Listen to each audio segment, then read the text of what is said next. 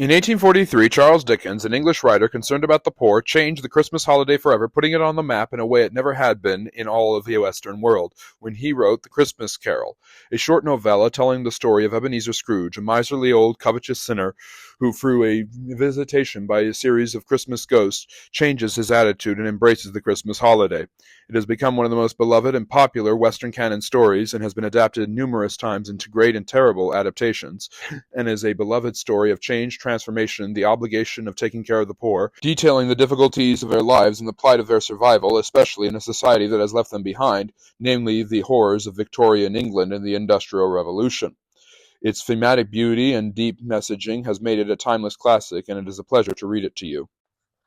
Stave 1. Marley's Ghost. Marley was dead to begin with. There is no doubt whatever about that. The register of his burial was signed by the clergyman, the clerk, the undertaker, and the chief mourner. Scrooge signed it, and Scrooge's name was good upon change for anything he chose to put his hand to. Old Marley was as dead as a doornail. Mind, I don't mean to say that I know of my own knowledge what there is particularly dead about a doornail. I might have been inclined myself to regard a coffin nail as the deadest piece of ironmongery in the trade. But the wisdom of our ancestors is in the simile, and my unhallowed hand shall not disturb it, or the country's done for. You will therefore permit me to repeat emphatically that Marley was as dead as a doornail. Scrooge knew he was dead? Of course he did. How could it be otherwise? Scrooge and he were partners for I don't know how many years. Scrooge was his sole executor, his sole administrator, his sole assign, his sole residuary legate, his sole friend, and sole mourner. And even Scrooge was not so dreadfully cut up by the sad event, but that he was an excellent man of business on the very day of the funeral, and solemnized it with an undoubted bargain. The mention of Marley's funeral brings me back to the point I started from. There is no doubt that Marley was dead. This must be distinctly understood, or nothing wonderful can come of the story I am going to relate. If we were not perfectly convinced that Hamlet's father died before the play began, there would be nothing more remarkable in his taking a stroll at night in an easterly wind upon his own ramparts than there would be in any other middle-aged gentleman rashly turning out after dark in a breezy spot, say St. Paul's churchyard, for instance, literally to astonish his son's weak mind. Scrooge never painted out old Marley's name. There it stood years afterwards above the warehouse door. Scrooge and Marley.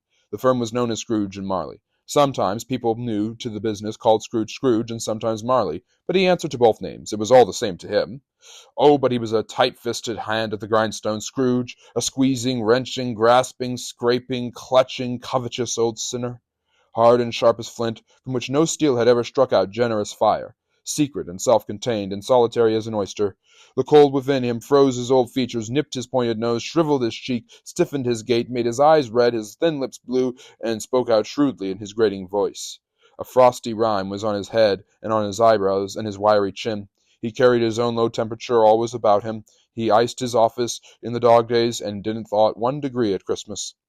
External heat and cold had little influence on Scrooge. No warmth could warm, nor wintry weather chill him. No wind that blew was bitterer than he. No falling snow was more intent upon its purpose. No pelting rain less open to entry. Foul weather didn't know where to have him. The heaviest rain and snow and hail and sleet could boast of the advantage over him in only one respect: they often came down handsomely, and Scrooge never did.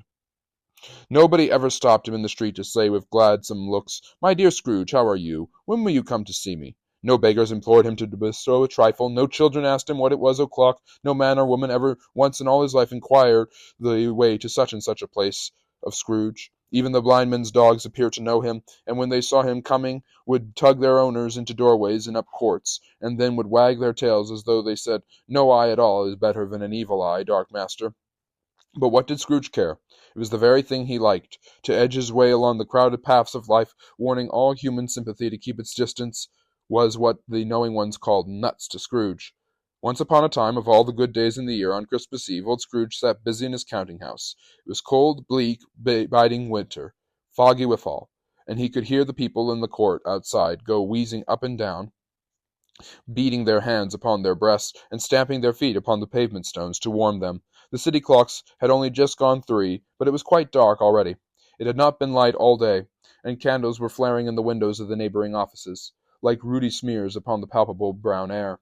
The fog came pouring in at every chink and keyhole, and was so dense without that although the court was of the narrowest, the houses opposite were mere phantoms. To see the dingy cloud come drooping down, obscuring everything, one might have thought that nature lived hard by, and was brewing on a large scale.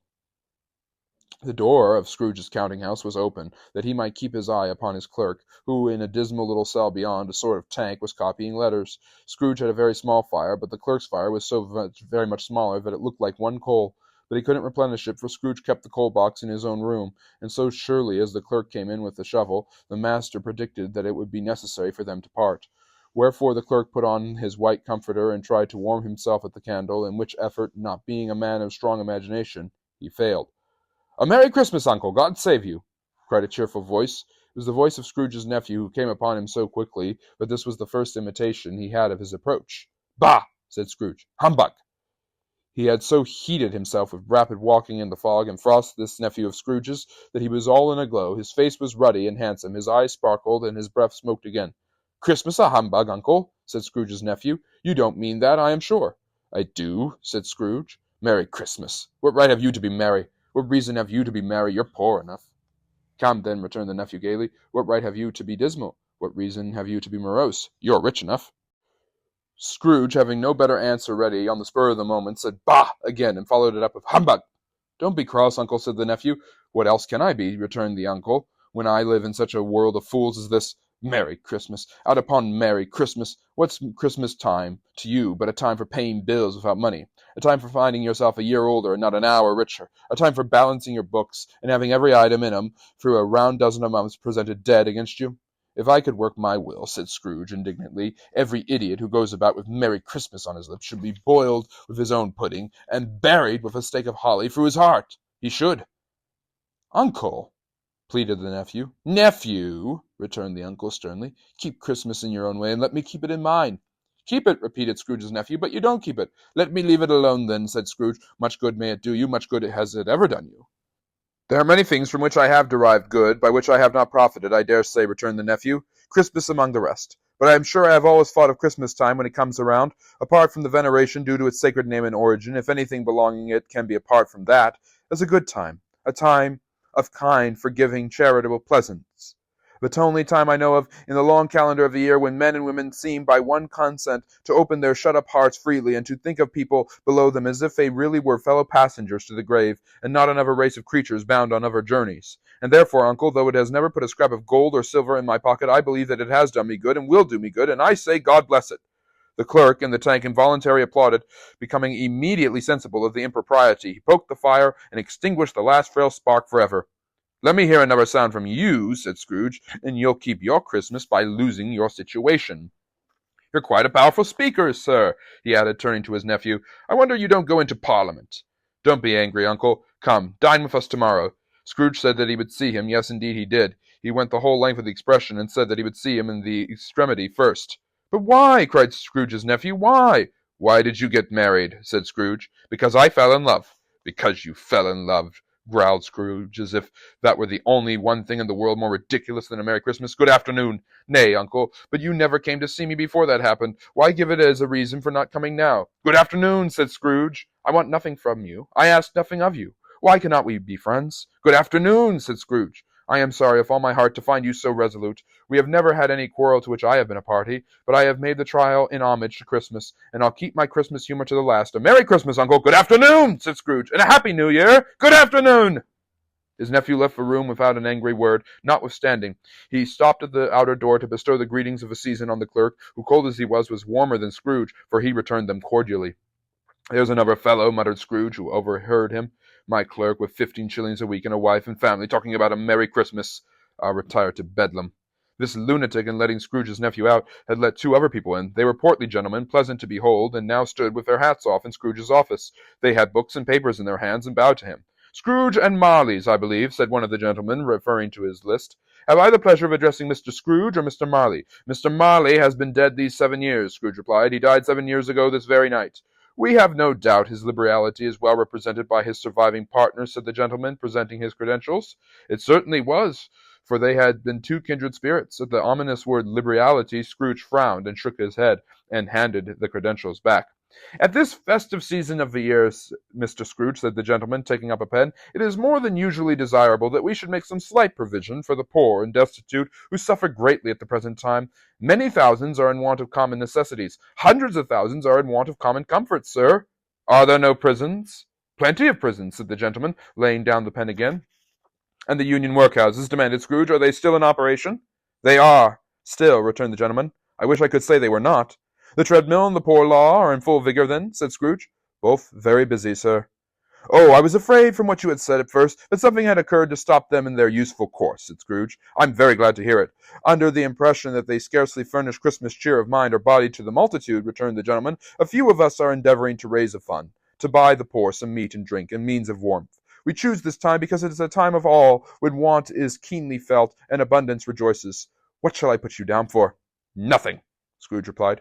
You wish to be anonymous. I wish to be left alone, said Scrooge. Since you ask me what I wish, gentlemen, that is my answer. I don't make merry myself at Christmas, and I can't afford to make idle people merry. I help to support the establishments I have mentioned. They cost enough, and those who are badly off must go there.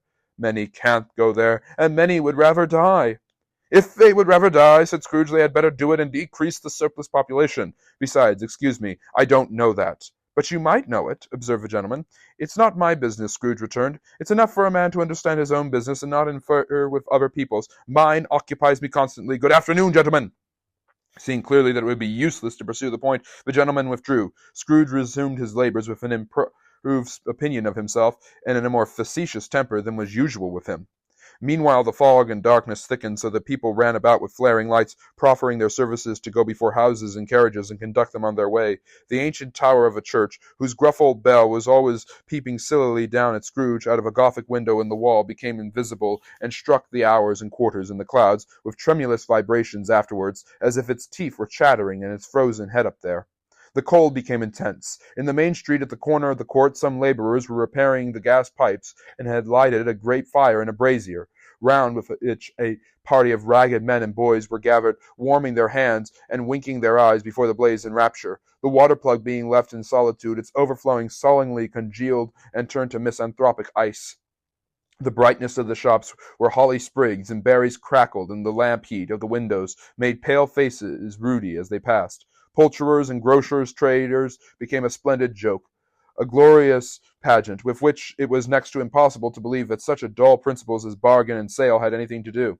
The Lord Manor, in the stronghold of the mighty mansion house, gave orders to his 50 cooks and butlers to keep Christmas as a Lord Mayor's household should, and even the little tailor, whom he had fined 5 shillings on the previous Monday for being drunk and bloodthirsty in the streets, stirred up tomorrow's pudding in his garret, with his lean wife and the baby sailed out to buy the beef. Foggier yet and colder, piercing, searching, biting cold. If the good Saint Dunstan but had nipped the evil spirit's nose with a touch of such weather as that, instead of using his familiar weapons, then indeed he would have roared to lusty purpose. The owner of one scant young nose, gnawed and mumbled by the hungry cold as bones are gnawed by dogs, stooped down at Scrooge's keyhole to regale him with a Christmas carol, but at the first sound of "God bless you, merry gentlemen, may nothing you dismay," Scrooge seized the ruler with such energy of action that the singer fled in terror, leaving the keyhole to the fog and even more congenial frost. At length the hour of shutting up the counting-house arrived. With an ill-will Scrooge dismounted from his stool and tacitly admitted the fact to expecting clerk in the tank, who instantly snuffed his candle out and put on his hat. "You want all day tomorrow, I suppose," said Scrooge. "If quite convenient, sir." "It's not convenient," said Scrooge, "and it's not fair. If I was to stop half-a-crown for it, you'd think yourself ill-used, I'll be bound." The clerk smiled faintly. "And yet," said Scrooge, "you don't think me ill-used when I pay a day's wages for no work." The clerk observed that it was only once a year. "That's a poor excuse for picking a man's pocket every 25th of December," said Scrooge, buttoning his greatcoat to the chin. "But I suppose you must have a whole day. Be here all the earlier next morning." The clerk promised that he would, and Scrooge walked out with a growl. The office was closed in a twinkling, and the clerk, with the long ends of a white comforter dangling below his waist, for he boasted no greatcoat, went down a slide on Cornhill at the end of a lane of boys 20 times, in honor of it being Christmas Eve, and then ran home to Camden Town as hard as he could pelt to play at Blindman's Bluff. Scrooge took his melancholy dinner in his usual melancholy tavern, and having read all the newspapers and beguiled the rest of the evening with his banker's book, went home to bed. He lived in chambers which had once belonged to his deceased partner. They were a gloomy suite of rooms, in a lowering pile of building up a yard where it had so little business to be that one could scarcely help fancying it must have run there when it was a young house, playing at hide-and-seek with other houses, and have forgotten the way out again. It was old enough now and dreary enough, for nobody lived in it but Scrooge, the other rooms being all let out as offices. The yard was so dark that even Scrooge, who knew its every stone, was fain to grope with his hands. The fog and frost so hung about the black old gateway of the house that it seemed as if the genius of the weather sat in a mournful meditation on the threshold. Now, it is a fact that there was nothing at all particular about the knocker on the door, except that it was very large. It was also a fact that Scrooge had seen it night and morning during his whole residence in that place, also that Scrooge had as little of what is called fancy about him as any man in the city of London, even including, which is a bold word, the corporation alderman in livery. Let it be also be borne in mind that Scrooge had not bestowed one thought on Marley since his last mention of his 7 years dead partner that afternoon. And then let any man explain to me, if he can, how it happened that Scrooge, having his key in the lock of a door, saw in the knocker, without its undergoing any immediate process of change, not a knocker, but Marley's face. Marley's face. It was not an impenetrable shadow as the other objects in the yards were, but had a dismal light about it like a bad lobster in a dark cellar. It was not angry or ferocious, but looked at Scrooge as Marley used to look, with ghostly spectacles turned up upon its ghostly forehead. The hair was curiously stirred as if by breath or hot air, and though the eyes were wide open, they were perfectly motionless. That and its livid color made it horrible, but its horror seemed to be in spite of the face and beyond its control, rather than a part of its own expression. As Scrooge looked fixedly at the phenomenon, it was the knocker again. To say that he was not startled, or that his blood was not conscious of a terrible sensation to which it had been a stranger from infancy, would be untrue. But he put his hand upon the key he had relinquished, turned it sturdily, walked in, and lighted the candle. He did pause, with a moment's irresolution, before he shut the door, and he did look cautiously behind it first, as if he half expected to be terrified with the sight of Marley's pigtail sticking out into the hall. But there was nothing on the back of the door except the screws and nuts that held the knocker on. So he said, "Pooh-pooh," and closed it with a bang. The sound resounded throughout the house like thunder. Every room above and every cask in the wine merchant's cellars below appeared to have a separate pearl of echoes of its own. Scrooge was not a man to be frightened by echoes. He fastened the door and walked across the hallway and up the stairs, slowly too, trimming the candle as he went. You may talk vaguely about driving a coach and six up a good old flight of stairs, or through a bad young Act of Parliament, but I mean to say you might have got a hearse up that staircase, and it taken it broadways with the splinter bar towards the wall and the door towards the blustards, and done it easily. There was plenty of wit for that, and room to spare, which is perhaps the reason why Scrooge thought he saw a locomotive hearse going on before him in the gloom. Half a dozen gas lamps out of the street wouldn't have lighted the entry too well, so you might suppose that it was pretty dark with Scrooge's dip. Up Scrooge went, not caring a button for that. Darkness is cheap, and Scrooge liked it. But before he shut his heavy door, he walked through his rooms to see that all was all right. He had just enough recollection of the face to desire to do that. Sitting room, bedroom, lumber room, all as they should be. Nobody under the table, nobody under the sofa, a small fire in the grate, spoon and basin ready, and the little saucepan of gruel. Scrooge had a cold in his head upon the hob. Nobody under the bed, nobody in the closet, nobody in his dressing gown, which was hanging up in a suspicious attitude against the wall. Lumber room as usual, old fire guard, old shoes, 2 fish baskets, washing stand on 3 legs, and a poker. Quite satisfied, he closed his door and locked himself in. Double locked himself in, which was not his custom. Thus secured against surprise, he took off his cravat, put on his dressing gown and slippers, and his nightcap, and sat down before the fire to take his gruel. It was a very low fire indeed, nothing on such a bitter night.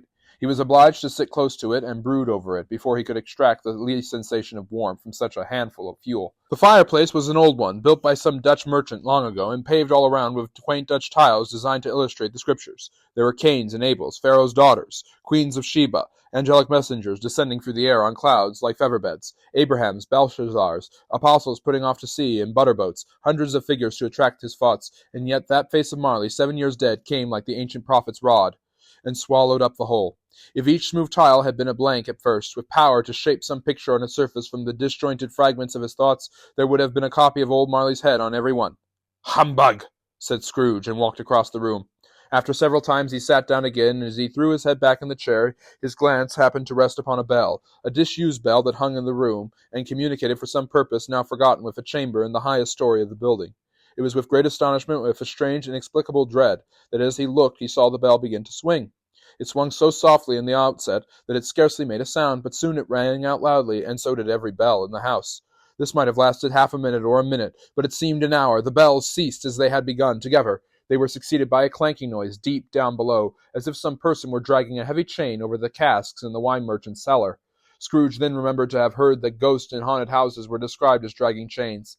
The cellar door flew open with a booming sound, and then he heard the noise, much louder, on the floors below, then coming up the stairs, then coming straight towards his door. "It's humbug still," said Scrooge. "I won't believe it."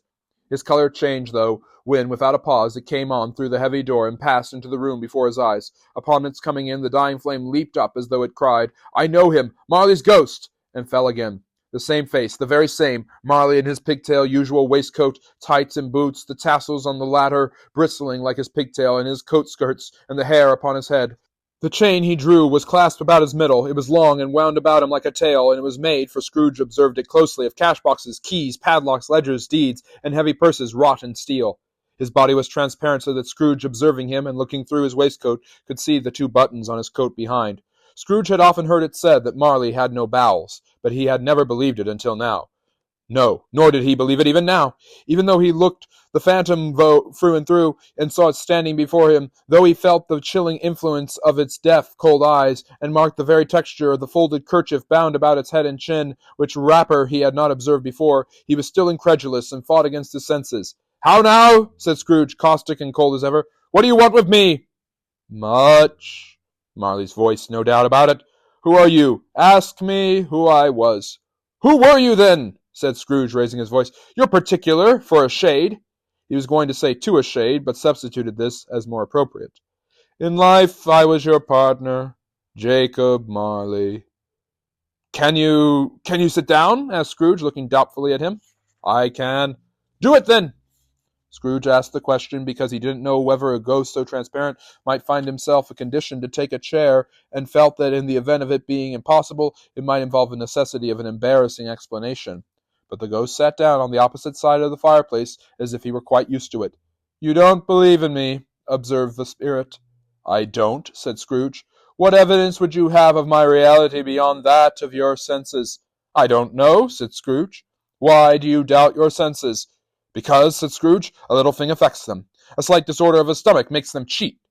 You may be an undigested bit of beef. A blot of mustard, a crumb of cheese, a fragment of an underdone potato. There's more of gravy than of grave about you, whatever you are." Scrooge was not much in the habit of cracking jokes, nor did he feel in his heart by any means waggish then. The truth is that he tried to be smart as a means of distracting his own attention and keeping down his terror, for the spectre's voice disturbed the very marrow in his bones.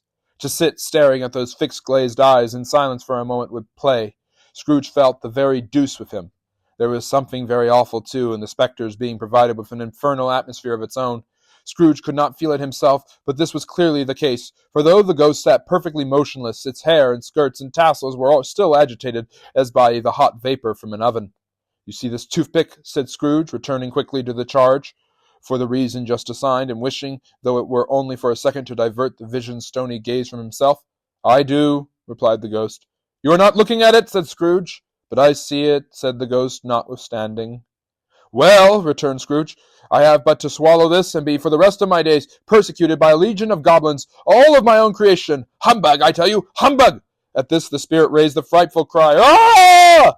and shook its chains with such a dismal and appalling noise that Scrooge held on tight to his chair to save himself from falling in a swoon. But how much greater was his horror when the phantom, taking off the bandage round its head as if it were too warm to wear indoors, its lower jaw dropped down upon its breast.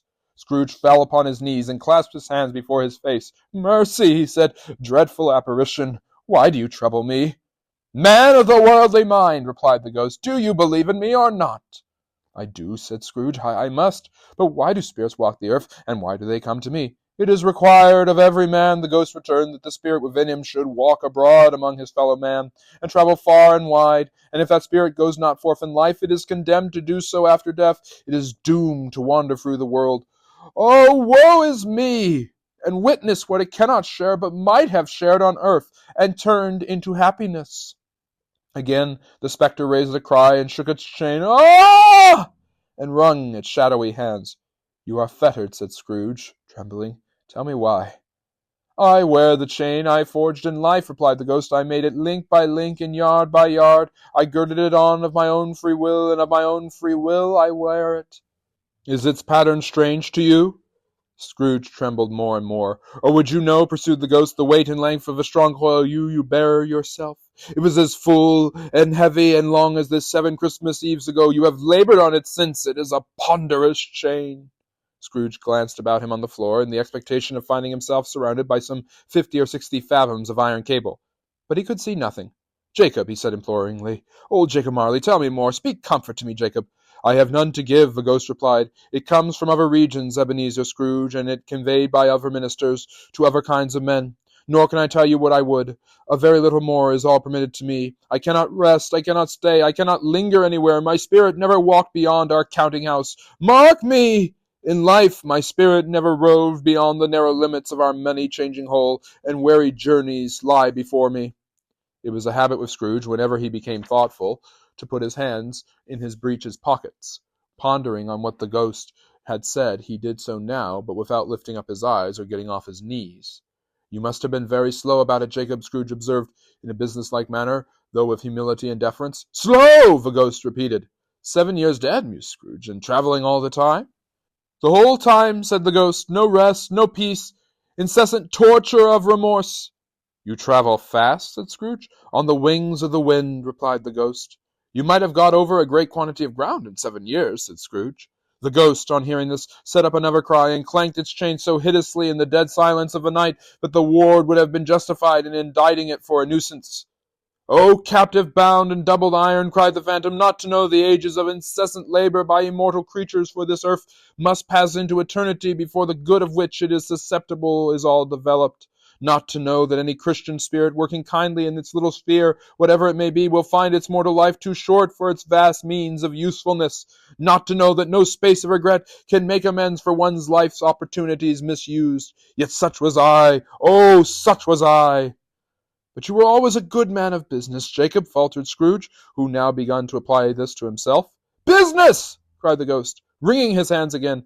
"Mankind was my business. The common welfare was my business. Charity, mercy, forbearance, and benevolence were all my business. The dealings of my trade were but a drop of water in the comprehensive ocean of my business." It held up its chains at arm's length, as if that were the cause of all its unavailing grief, and flung it heavily upon the ground again. "At this time of the rolling year," the spectre said, "I suffer most. Why did I walk through the crowds of fallow beans with my eyes turned down, and never raise them to that blessed star which led the wise men to a poor abode? Were there no poor homes to which its light would have conducted me?" Scrooge was very much dismayed to hear the spectre going on at this rate, and began to quake exceedingly. "Hear me!" cried the ghost. "My time is nearly gone." "I will," said Scrooge. "But don't be hard upon me. Don't be flowery, Jacob, pray. How is it that I appear before you in the shape that you can see I may not tell? I have sat invisible beside you many and many a day." It was not an agreeable idea. Scrooge shivered and wiped the perspiration from his brow. "That is no light part of my penance," pursued the ghost. "I am here tonight to warn you that you have yet a chance and hope of escaping my fate, a chance and hope of my procuring Ebenezer." "You were always a good friend to me," said Scrooge. "Thank ye." "You will be haunted," resumed the ghost, "by 3 spirits." Scrooge's countenance fell almost as low as the ghost's had done. "Is that the chance and hope you mentioned, Jacob?" he demanded in a faltering voice. "It is." I think I'd rather not," said Scrooge. "Without their visit," said the ghost, "you cannot hope to shun the path I tread. Expect the first tomorrow, when the bell tolls 1. "Couldn't I take 'em all at once, and have it over?" hinted Scrooge. "Expect the second on the next night at the same hour. The third upon the next night, when the last stroke of 12 has ceased to vibrate. Look to see me no more, and look that for your own sake you remember what has passed between us." When it had said these words, the spectre took its wrapper from the table and bound it round its head, as before. Scrooge knew this by the smart sound its teeth made when the jaws were brought together by the bandage. He ventured to raise his eyes again, and found his supernatural visitor confronting him in an erect attitude, with its chain wound over and about its arm. The apparition walked backward from him, and at every step it took, the window raised itself a little, so that when the spectre reached it, it was wide open. It beckoned Scrooge to approach, which he did. When they were within 2 paces of each other, Marley's ghost held up its hand, warning him to come no nearer. Scrooge stopped, not so much in obedience as in surprise and fear, for on the raising of the hand he became sensible of confused noises in the air, incoherent sounds of lamentation and regret, wailings inexpressibly sorrowful and self-accusatory. The spectre, after listening for a moment, joined in the mournful dirge, and floated out upon the bleak, dark night. Scrooge followed to the window, desperate in his curiosity. He looked out. The air was filled with phantoms wandering hither and thither in restless haste and moaning as they went. Every one of them wore chains like Marley's ghost. Some few, they might be guilty governments, were linked together. None were free. Many had been personally known to Scrooge in their lives. He had been quite familiar with one old ghost in a white waistcoat with a monstrous iron safe attached to its ankle, who cried piteously at being unable to assist a wretched woman with an infant, whom it saw below upon a doorstep. The misery with them all was clearly that they sought to interfere for good in human matters, and had lost the power forever. Whether these creatures faded into the mist or mist enshrouded them, he could not tell, but they and their spirit voices faded together, and the night became as it had been when he walked home. Scrooge closed the window and examined the door by which the ghost had entered. It was double locked as he had locked it with his own hands, and the bolts were undisturbed. He tried to say humbug, but stopped at the first syllable. And being from the emotion he had undergone, or the fatigues of a day, or his glimpse of the invisible world, or the dull conversations of the ghost, or the lateness of the hour, much in need of repose, went straight to bed without undressing, and fell asleep upon the instant.